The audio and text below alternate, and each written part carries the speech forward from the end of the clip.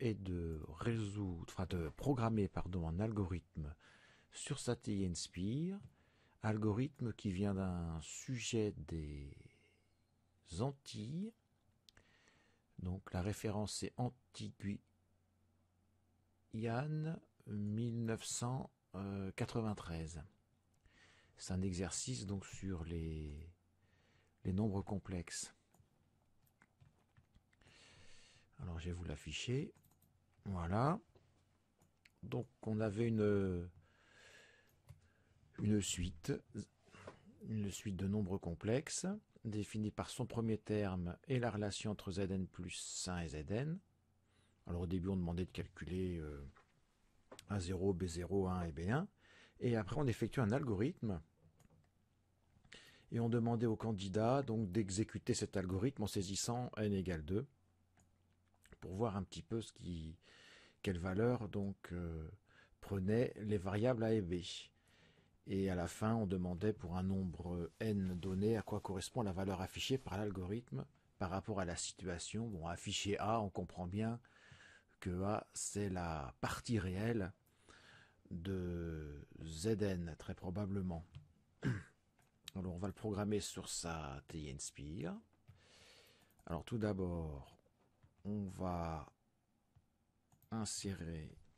créer un nouveau classeur. Alors, on peut ajouter une page de calcul. Hein. Très fréquemment, vous serez dans une page de calcul. Mais on peut choisir, donc ici, dans le menu d'activer fonction et programme, éditeur de programme nouveau. Donc, je vais mettre un nom bidon. Et en fait, quand on fait ça, on a la page de calcul qui est partagée en deux. Vous avez votre page de calcul finalement qui est à gauche. Et à droite se crée l'éditeur de programme. Alors il est bien mieux en fait d'avoir recours depuis la version 4.5 je crois, donc il faut qu'elle soit à jour votre machine, en faisant CTRL plus page, de choisir ajouter l'éditeur de programme et là de faire nouveau directement. Et là je vais marquer suite qui va s'appeler suite, mon programme, et vous avez l'éditeur en fait de programme qui est sur une fenêtre pleine, c'est quand même plus agréable. Alors tout début, on définissait les variables A, B, K et N dans l'énoncé. On n'a pas besoin de les définir dans un programme. Hein. On peut utiliser des variables à la volée, ce qui n'est pas vrai quand on définit une fonction. Alors il y a l'initialisation, donc A il prenait la valeur 1 et B prenait la valeur 1 aussi, puisque dans l'énoncé du bac, que Z0, la valeur initiale de cette suite, c'était 1 plus I. Donc la partie réelle était 1 et la partie imaginaire était 1 aussi. Après, on demandait à l'utilisateur d'entrer la valeur de n. Donc pour ça, on va appuyer sur Menu. Comme il s'agit d'une entrée-sortie, on va dans Entrée-sortie. Et pour faire entrer des valeurs par l'utilisateur, jadis, avec la TI 82 ou 3, on utilisait soit prompt, soit input. Ici, c'est request maintenant.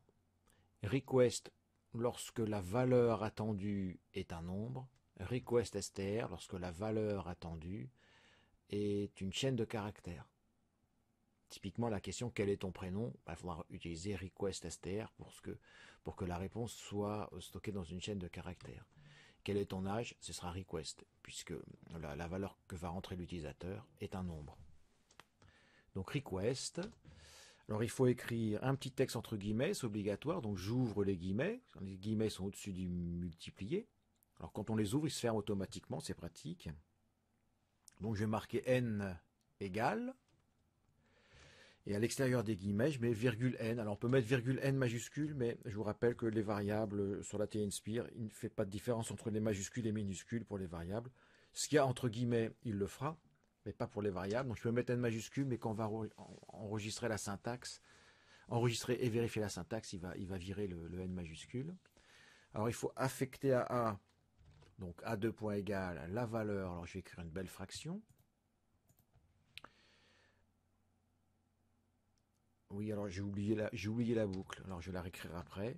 A plus racine carrée de A au carré plus b au carré sur 3. Voilà. Donc je vais le couper parce que j'ai oublié d'introduire la boucle. Donc je fais CTRL X. Donc après entrer la valeur de n, il y avait une boucle pour. Alors les boucles pour ou tant que sont accessibles dans menu. Et on choisit les contrôles.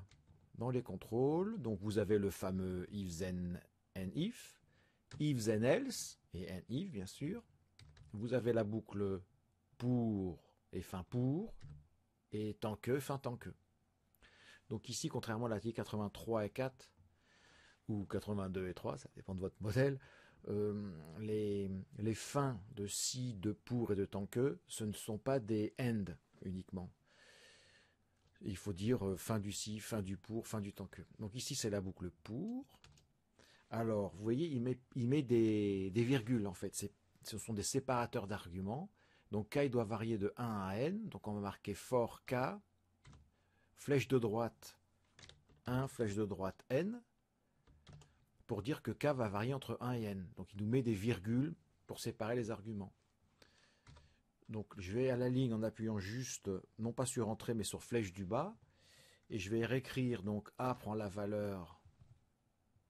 Est-ce que mon CTRL V fonctionne? Voilà, mon CTRL V fonctionne. A prend la valeur A plus racine carrée de A2 plus B2, le tout sur 3. Et B prend la valeur B sur 3. Fin du pour, donc le fin du pour est déjà écrit. Et afficher A, c'est comme dans l'ancienne calculatrice, c'est disp. Alors on peut bien sûr la récupérer en faisant menu, les entrées-sorties. Et vous voyez la première instruction, c'est disp. Disp A. Je vais faire un CTRL B pour enregistrer mon programme, car ici il y a une étoile. En haut à gauche de suite, il y a une étoile, qui n'est pas la même que l'étoile en haut tout en haut au milieu, qui est l'étoile à côté de classeur. En fait, l'étoile, ça veut dire que ce n'est pas enregistré. Donc étoile suite, ça veut dire le programme suite n'est pas enregistré. Étoile classeur, ça veut dire le classeur n'est pas enregistré. En fait, j'ai rien enregistré. Donc là, je vais faire CTRL B pour qu'il enregistre mon programme. Donc il est content, il ne m'a pas fait d'erreur de syntaxe tout de suite. Donc j'ai probablement pas fait d'erreur. Vous remarquez au passage que le n de la variable request n égale virgule n, donc le n majuscule est devenu un n minuscule. La racine carrée est devenue une belle racine carrée. J'avais mis juste SQRT parce que je tapais au clavier. Enfin, avec les machines, on tape plutôt racine carrée. Voilà. Le programme est tapé. Je vais l'exécuter. Donc pour ça, il faut que j'introduise une page de calcul ou que je retourne dans une ancienne page de calcul. Ou j'en crée une pour l'occasion. Donc CTRL doc et ajouter calcul. Mon programme, il s'appelle suite. Donc je tape suite. J'ouvre et je ferme la parenthèse parce que c'est suite sans arguments, donc les arguments sont vides, mais il faut écrire quand même les parenthèses. Si on ne les écrit pas, il y a une erreur de syntaxe. Forcément, il me demande la valeur de n. Donc je peux rentrer 0 et il doit vraiment, normalement m'afficher la partie réelle de Z0, c'est-à-dire 1. Voilà, on recommence. Je vais mettre n égale 1. Donc il va afficher la partie réelle de Z1 qui est d'après l'énoncé 1 plus racine de 2 sur 3. Voilà, on continue avec z égale 2, etc. Donc là, bien sûr, il nous donne des valeurs exactes. Si on veut une valeur approchée, il faudra mettre par exemple n égale 2, ce qui suffira à lui dire de passer en mode approché. Voilà. J'espère que ça vous a été utile. Bonne soirée et bon courage.